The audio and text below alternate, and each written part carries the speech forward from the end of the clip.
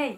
L'année 2020 est enfin derrière nous, on peut tirer un trait sur cette année qui a été un peu particulière. Il est donc grand temps de vous faire un petit bilan sur l'année 2020, qu'en pensez-vous? J'ai décidé de diviser ce bilan en deux vidéos, donc une qui va être vraiment un bilan livresque de mon année 2020.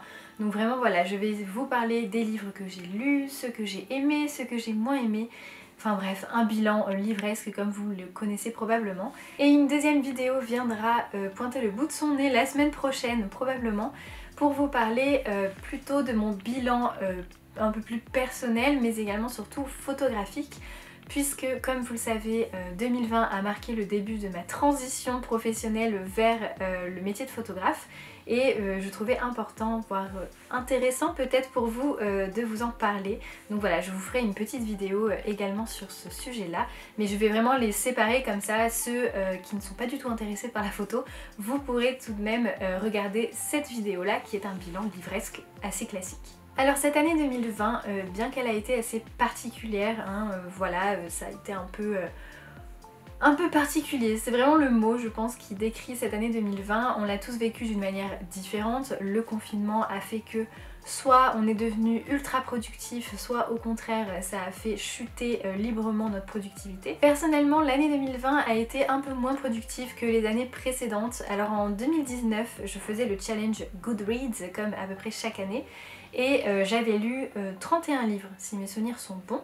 Donc cette année 2020 je m'étais dit je vais augmenter un petit peu ce challenge histoire de me donner un peu de voilà un petit objectif à atteindre. Donc j'avais monté la barre à 35 livres mais voilà, pas plus, je voulais pas non plus me mettre une pression de ouf pour juste ce challenge là. Et le Covid est arrivé avec son confinement et l'état mental qui va avec cette année qui a été assez compliqué. Et je dois vous avouer que ma productivité en a pris un sacré coup et j'ai donc eu pas mal de mal à lire beaucoup de livres, à lire tout simplement. J'ai eu une grosse période de panne de lecture dont je vous avais déjà parlé par ici et donc forcément ça s'est ressenti sur mon challenge et je n'ai absolument pas atteint mon objectif de 35 livres. Puisque je suis même pas arrivée à la moitié, j'en ai lu 16, ce qui est un score honorable, je veux dire il n'y a pas de bon ou mauvais score, on lit ce qu'on veut au rythme qu'on veut, je ne le répéterai jamais assez. Mais voilà, tout simplement je n'ai pas atteint mon objectif de 35 livres. J'ai donc lu 16 livres cette année et même si je n'ai pas remporté mon challenge Goodreads, je dois dire que j'ai tout de même fait de très bonnes lectures et j'ai eu très peu de déceptions puisque j'ai eu qu'une seule déception dans toutes mes lectures. Donc c'est plutôt très chouette et vraiment je me concentre que sur le positif. J'ai décidé de ne pas vous parler de mes 16 lectures vraiment distinctement puisque sinon ça va durer 10 plombes et je pense que ça risque de vous ennuyer un petit peu. Du coup j'ai décidé de diviser ces 16 livres en catégories et donc on va commencer de suite. Et je commence par la déception puisque voilà il fallait bien commencer par le négatif pour finir que sur du positif. Donc je commence par ma déception de cette année 2020 qui a été Vinegar Girl de Anne Taylor et c'est ici les éditions 10-18.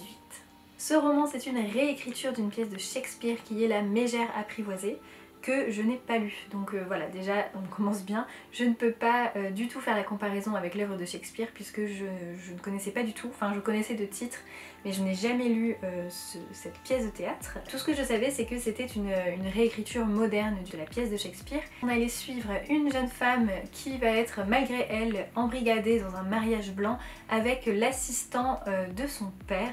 Voilà, c'était à peu près tout ce que je savais quand j'ai commencé ce livre. Je l'ai lu à une période où j'avais beaucoup de mal à lire, c'était vraiment le gros... le milieu on va dire de ma grosse panne de lecture et donc j'avais vraiment beaucoup de mal à lire et je m'étais dit voilà là j'avais été attirée par cette couverture que je trouve très jolie quand même et je me suis dit une petite histoire simple, courte, facile à lire, voilà sans prise de tête et j'ai bien fait parce que c'est un peu ce livre qui m'a remis le pied à l'étrier si je puis dire. J'ai pas détesté ce livre, loin de là, j'ai passé un bon moment, je l'ai lu rapidement. Mais pour le coup, je trouvais que pour une réécriture moderne de Shakespeare, c'était pas si moderne que ça et que même si le début se voulait plus moderne avec des réflexions assez intéressantes, la fin retombait dans des clichés assez sexistes et pas du tout modernes et ça m'a un peu gênée. Alors j'ai vu beaucoup d'avis positifs sur ce livre. Voilà, je me dis que j'ai peut-être loupé quelque chose. Si jamais vous l'avez lu, que vous l'avez apprécié, n'hésitez pas à me le dire. Voilà, j'aimerais discuter avec vous parce que moi je n'ai pas vraiment compris et apprécié cette fin. Donc voilà, c'est une petite déception pour moi, mais ce n'est pas non plus un drame. J'ai quand même bien aimé ma lecture. Mais c'est vraiment voilà, la lecture de 2020 qui m'a le moins convaincue. Je continue avec le livre que j'attendais le plus en cette année 2020. Et ce n'est autre que le 4e et dernier tome de La Passe Miroir, donc de Christelle Dabos. Ici c'est donc La Tempête des Échos, paru chez les éditions Gallimard et que j'attendais, mais avec tellement d'impatience, vous ne pouvez pas savoir à quel point. Je vous ai déjà parlé de la saga de La Passe Miroir sur cette chaîne, je suis une grande fan, j'ai beaucoup aimé l'univers qu'a installé Christelle Dabos. J'aime beaucoup sa complexité et l'imaginaire vraiment enrichi que l'on retrouve entre les pages de ce roman. Et je dois dire que malgré mes grandes peurs, puisque je l'ai lu après avoir lu des avis assez négatifs sur ce roman, malgré cela, eh bien, j'ai beaucoup apprécié ma lecture. Et je dois dire que c'est une fin que je trouve très convaincante. Ce 4e tome est assez différent des 3 premiers. On a un rythme qui est assez soutenu, mais on a également beaucoup d'éléments qui, au bout d'un certain temps, nous embrouillent tellement l'esprit qu'on a du mal à comprendre où veut nous emmener l'autrice. Et je pense que c'est ça le gros problème entre guillemets que d'autres lecteurs ont pu trouver. Je comprends tout à fait les critiques qu'il y a pu avoir sur ce roman. Certains ne s'attendaient pas du tout à ça, certains ne s'attendaient pas du tout à cette fin non plus pour ces personnages, et je peux comprendre vraiment certaines critiques. Mais pour ma part, je l'ai trouvé très bien écrit, donc oui, forcément, il y a un moment où il y a tellement d'éléments qu'on a du mal un peu à savoir où l'on va, à comprendre vraiment ce qui se passe. Et d'un autre côté, je me suis dit que c'était probablement voulu par l'autrice dans le sens où le personnage principal ne sait pas non plus, ne comprend pas non plus ce qui lui arrive. Et en fait on est vraiment plongé dans ce même état de questionnement, de voilà, où on est complètement perdu. Alors je ne sais pas si c'était voulu, mais en tout cas je trouve que ça marche plutôt bien. En refermant ce roman, j'étais voilà, dubitative, je ne savais pas vraiment si je l'avais apprécié ou si j'avais été un peu déçue de cette fin. Je dois dire après quelques mois de recul que j'ai quand même beaucoup aimé et je trouve que la fin en fait diffère vraiment des romans young adultes dont on a l'habitude et je trouve que c'est très louable et voilà, et dans tous les cas je suis amoureuse de cette saga, de son univers et de ses personnages, donc je pense que je n'aurais pas pu ne pas aimer ce roman et voilà, moi j'ai beaucoup aimé cette fin et je vous conseille quand même, mais alors fois 1000% cette saga qui est juste génialissime. Ma prochaine catégorie est ma découverte de l'année 2020 et pour celle-ci j'ai décidé de vous parler de Ce qui reste de toi de Robin Reigem.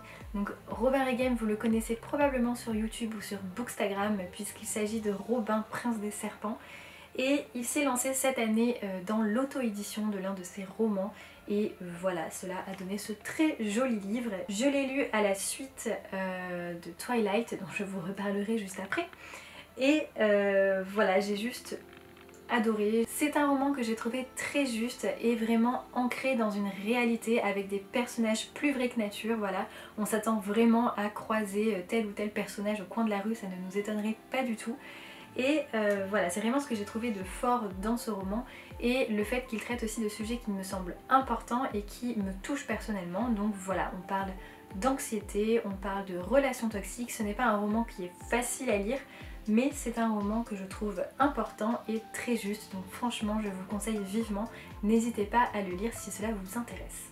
On passe ensuite à mon plaisir coupable de cette année 2020 et donc je vous parle de Midnight Sun de Stephenie Meyer et donc de toute la saga Twilight que j'ai relue cette année. Je ne sais plus si je vous en ai parlé sur la chaîne, je sais que j'en ai parlé sur Bookstagram, j'en ai parlé également sur mon blog forcément. Mais voilà, cette année j'ai décidé de me relancer dans la lecture de Twilight que j'avais lu quand j'étais en 3e, donc au collège, donc ça fait très longtemps maintenant, on va éviter d'y penser.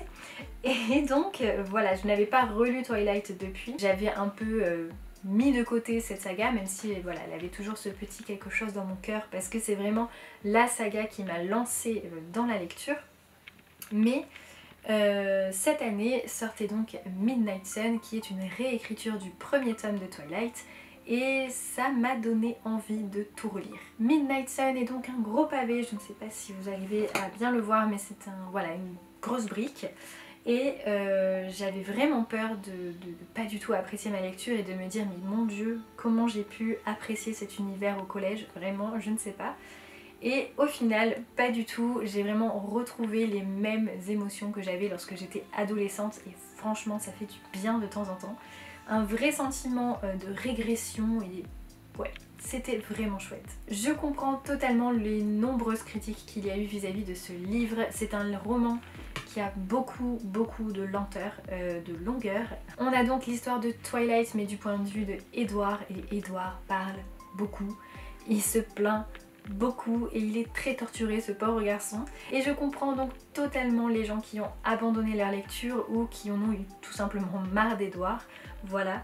Moi ça n'a pas été le cas, je me suis prise au jeu, j'ai abandonné tout sens critique presque et je me suis donné corps et âme dans ce roman et j'ai tout dévoré. Ça m'a donc permis de redécouvrir toute la saga et je ne regrette pas du tout ce choix. La prochaine catégorie sont les lectures graphiques que j'ai pu faire cette année, puisqu'il y en a eu pas mal. Cette année j'ai eu un peu pour objectif de me lancer vraiment dans les lectures graphiques, donc que ce soit BD, roman graphique ou manga, et donc j'ai repris un peu des habitudes que j'avais perdues il y a longtemps de ça. Et je n'ai pas pu choisir qu'une seule lecture graphique à vous présenter, donc je vous en présenterai deux. Et la première c'est Les filles de Salem, comment nous avons condamné nos enfants de Thomas Gilbert ou Gilbert, je ne sais pas comment ça se prononce. Et c'est donc publié chez les éditions d'Argo et j'ai adoré ma lecture. C'est un roman graphique qui est assez puissant, sombre, violent.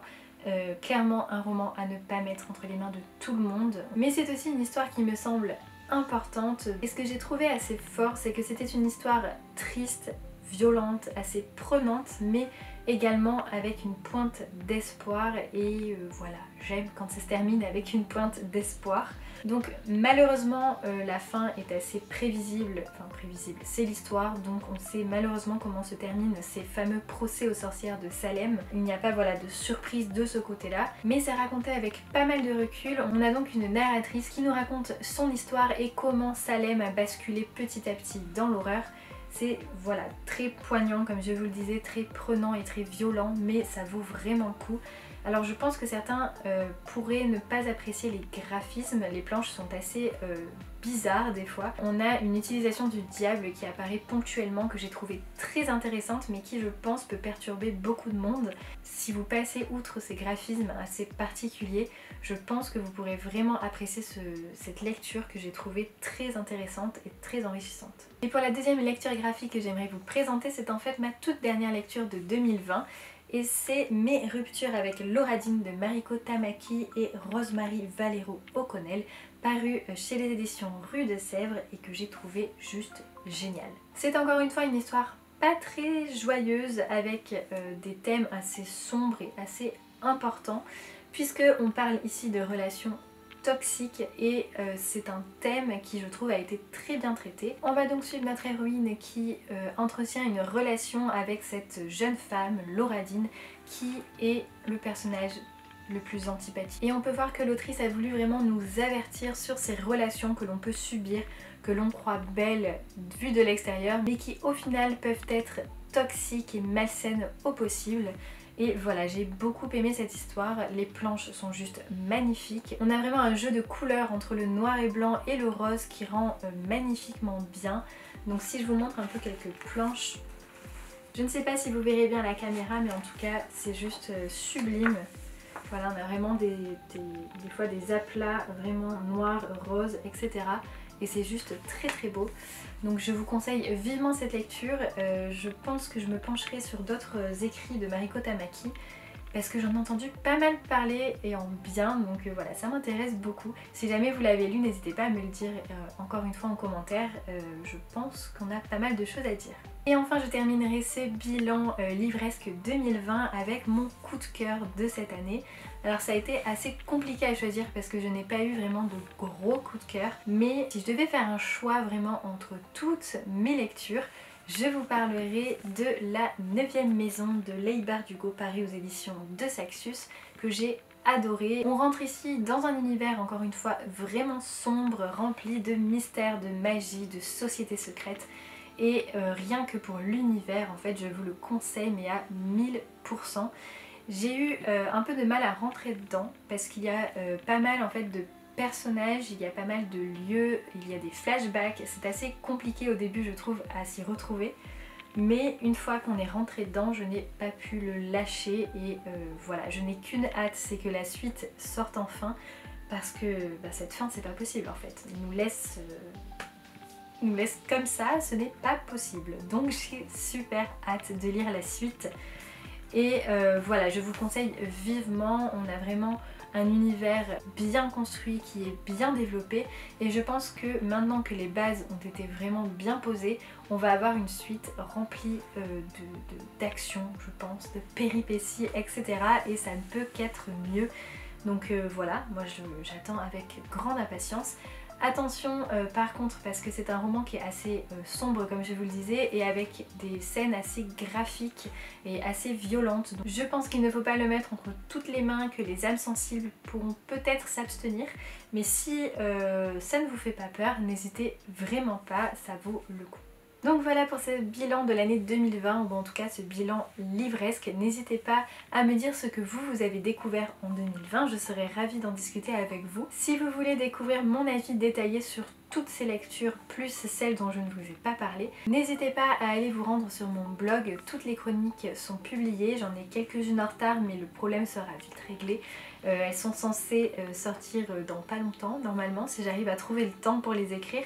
Mais voilà, elles vont pas tarder à arriver, mais la majorité de ces chroniques sont déjà en ligne, donc n'hésitez vraiment pas. En attendant, vous pouvez toujours me retrouver sur les réseaux sociaux, donc Instagram, Facebook, mais aussi Twitter, donc n'hésitez pas, tout est en barre d'infos, tout comme l'adresse du blog si vous voulez y jeter un œil. Et en attendant, je vous souhaite une très bonne année 2021 et je vous dis à bientôt pour de nouvelles vidéos. Bye!